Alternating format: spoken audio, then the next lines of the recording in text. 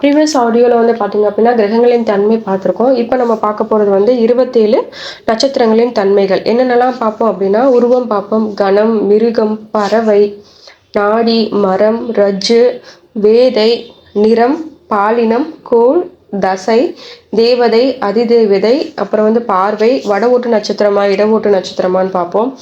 நாடி, விசநாடி அப்படின்ற ஒரு கான்செப்ட் இருக்கும், அதை பார்ப்போம். குணம் பார்ப்போம். இது எல்லாமே நீங்கள் தெரிஞ்சுக்கோங்க பேசிக்கில். பட் இதெல்லாம் எங்கே யூஸ் பண்ணணும்னு பின்னாடி வரக்கூடிய ஆடியோவில் நம்ம பேசலாம். ஸோ இப்போ ஃபார் எக்ஸாம்பிள் கணம் அப்படின்னா நமக்கு தெரியும், தேவகணம், அசுரகணம் அப்படின்ற சொல்லுவோம், ராட்சச கணம் அப்படின்லாம் நம்ம சொல்லுவோம். இது எல்லாமே வந்து பார்த்தீங்கன்னா திருமண பொருத்தத்துக்கு நம்ம யூஸ் பண்ணுவோம்.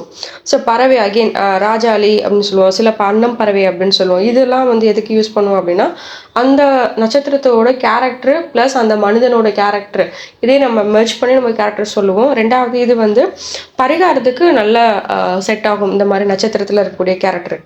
நாடி வந்து பார்த்தீங்க அப்படின்னா பராசுர நாடி, மத்தியம நாடி அப்படின்றலாம் நம்ம நிறைய சொல்லுவோம். இதுவும் திருமண பொருத்தத்துக்கு நம்ம யூஸ் பண்ணுவோம். ஸோ மரம் நிறைய மரம் இருக்கு இல்லைங்களா, அத்தி மரம், கருங்காலி, வன்னி மரம், இதெல்லாமே வந்து பார்த்தீங்கன்னா பரிகாரத்துக்கு யூஸ் பண்ணுவோம், சமயத்துக்கும் நம்ம யூஸ் பண்ணுவோம். இதுலேயும் இன்னும் டிஃப்ரெண்ட்டாக டெப்த்தாக பார்க்குறப்ப பால் உள்ள மரம், பால் இல்லாத மரம் அப்படின்னு சொல்லுவோம். இதுவும் திருமண பொருத்தத்துக்கு நம்ம பார்ப்போம். ஸோ அதுக்கப்புறம் வந்து பார்த்தீங்க அப்படின்னா மிருகம்லேருந்து ஆண் யானை, பெண் சிங்கம், இல்லை எலி அப்படின்ற மாதிரி பார்ப்போம். இதுவும் திருமண பொருத்தத்தில் இருக்கக்கூடிய யோனி பொருத்தத்துக்கு நம்ம பார்ப்போம்.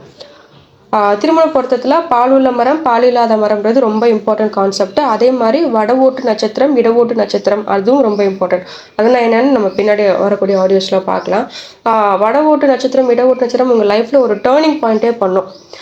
நிறைய இடத்துல அது நம்ம யூஸ் பண்ணலாம். நம்மளோட வந்து பார்வையை பார்த்தீங்க அப்படின்னா சமநோக்கு நாள், மேல் நோக்கு நாள், கீழ் நோக்கு நாள்லாம் இருக்கும். ஸோ சமநோக்கு நாள், மேல் நோக்கு நாள், கீழ் நோக்கு நாள் எதுக்கு யூஸ் பண்ணுவாங்க அப்படின்னா விவசாயத்துக்கு யூஸ் பண்ணுவாங்க. ஸோ சமநோக்கு நாள் அப்படின்னா அது அந்த இடத்த கம்ப்ளீட்டாக உழுதுருவாங்க.